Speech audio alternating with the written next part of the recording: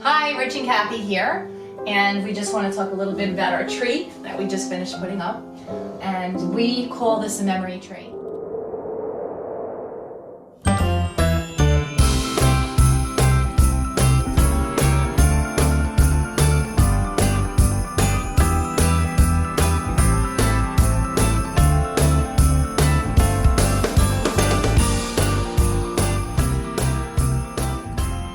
In case you don't know, this is our second marriage. Yes. So we both have 2 children each from our first marriages.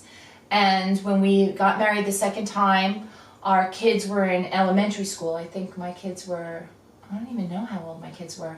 Well, anyway, our kids are all roughly the same age. I have a boy and a girl.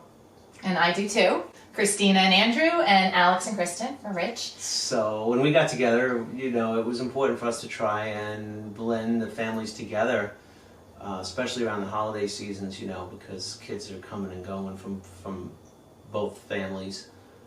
So we wanted to create like a new tradition for us, but we also wanted to embrace their history and Christmases past. So on our tree, we have ornaments from Richie's life before he even met me with his children. So even ornaments from when he was married to his ex-wife. And I have ornaments on the tree from my children and I from before I met Richie. So we embraced our both pasts so the kids could see that and hopefully appreciated that. And then what we did is we created a new tradition where everything that we did as a family, as far as vacations and monumental events, Sweet 16s. If we went to a baseball game or bowling or... Vacations to first time skiing. Yeah, so we always brought home, not necessarily an ornament, but something that we can make an ornament out of. Usually it's a keychain, whether it was from Canada when we went with the kids on the cruise, or I don't know. A Gore Mountain keychain, I remember that, or Au Sable Chasm. Right. We would write on the back, there are special markers you can buy, and we would write the date on the back that we went, so that when we look at it in the future years, we could remember when it was. Right.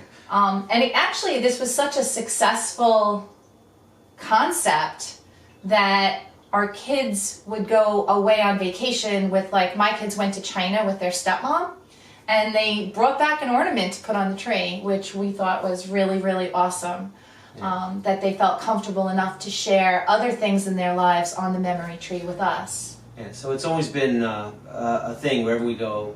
We always bring back something to remember that trip by. Or, not expensive. or whatever the event, like Alex bowled, he was big in bowling, so we have a couple bowling pin ornaments and stuff with his name and that kind of stuff. He did Bowler 300 that year, so that was a big thing. So we would also put personalized ornaments in their Christmas stocking every year for things that happened, graduations, all the little favors that we made for Richie's 50th birthday. I did little rubber ducky favors, so we made those into some ornaments for the tree for a memory. Yeah. But the really important part was that every year we would wait and we would arrange a date where all the children and us could all get together, and we would decorate the tree as a family with Christmas music playing, and we'd take ornaments out and be like, oh, Alex, remember this, or Chrissy, remember that, Andrew, remember this, and we would be able to share those memories and remember them.